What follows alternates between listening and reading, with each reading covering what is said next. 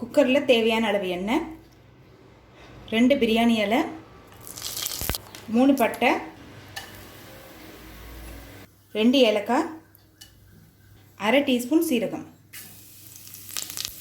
அடுத்தது நீளமாக நறுக்குன்னு 2 வெங்காயத்தை சேர்த்துக்கலாம்.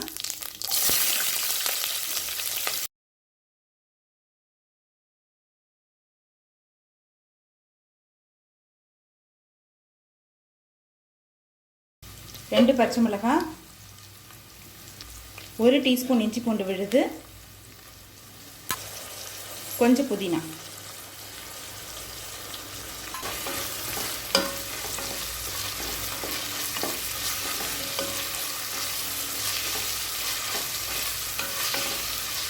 அடுத்தது 1/4 கப் கேரட் சேர்த்துக்கலாம். 1/4 கப் கேப்சிகம்.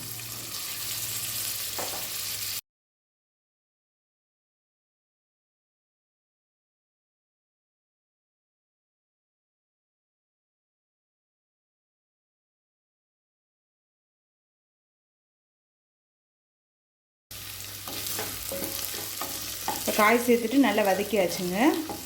அடுத்தது 3 தக்காளி மிக்சியில் நைஸாக அரைச்சி சேர்த்துக்கலாங்க.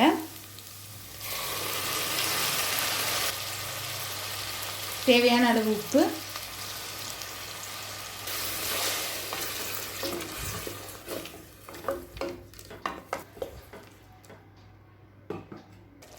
இப்போ அடுத்தது 2 ஸ்பூன் மிளகாய் தூள் சேர்த்துக்கலாங்க.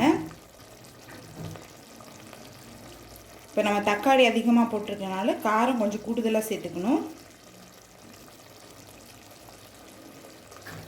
1 டீஸ்பூன் கரம் மசாலா.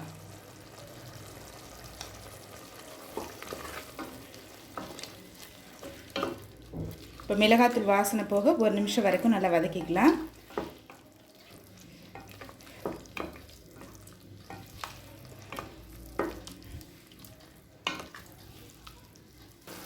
இப்போ மிளகாத்தூள் வாசனை போக 1 நிமிஷம் வரைக்கும் நல்லா வதக்கியாச்சுங்க. இப்போ அடுத்தது தண்ணி சேர்த்துக்கலாம். தண்ணி வந்து 1க்கு 1.5 அளவுக்கு சேர்த்தா போதுங்க. ஏற்கனவே தக்காளி சேர்த்துருக்கனால கொஞ்சம் கிரேவி மாதிரி தான் இருக்கும். தண்ணி நம்ம எக்ஸ்ட்ரா சேர்த்தோன்னா குழஞ்சி போயிடும். அதனால் 1க்கு 1.5 சேர்த்தா போதும். நான் 1.5 கப் அரிசி எடுத்திருந்தேன். அதனால் இப்போ 2.25 கப் தண்ணி சேர்க்குறேன்.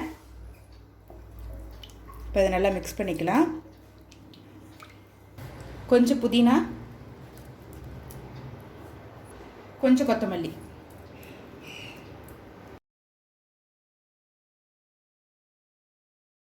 இப்போ அடுத்தது பாஸ்மதி அரிசியை சேர்த்துக்கலாம்.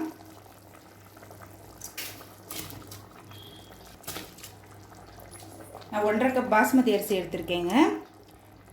நான் பாஸ்மதி அரிசியில் பண்ணுறேன். நீங்கள் விருப்பப்பட்டீங்கன்னா எந்த அரிசியில் வேணால் பண்ணலாம்.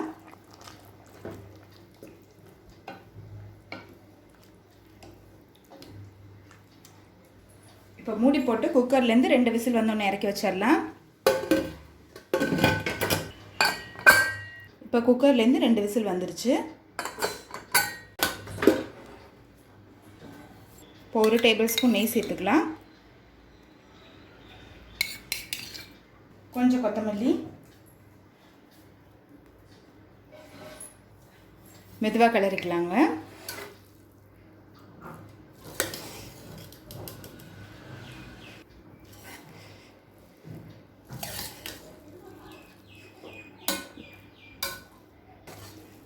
இப்போ தக்காளி சாதம் ரெடி ஆகிடுச்சுங்க. சர்வ் பண்ணிடலாம். ரெசிபியை ட்ரை பண்ணி பாருங்கள். கண்டிப்பாக உங்களுக்கே பிடிக்கும். ரெசிபி பிடிச்சிருந்ததுன்னா வீடியோவை லைக் பண்ணுங்கள், கமெண்ட் பண்ணுங்கள், ஷேர் பண்ணுங்கள். இது வரைக்கும் அன்னை சமையல் சேனலை சப்ஸ்கிரைப் பண்ணலன்னா சப்ஸ்கிரைப் பண்ணுங்கள். தேங்க்யூ.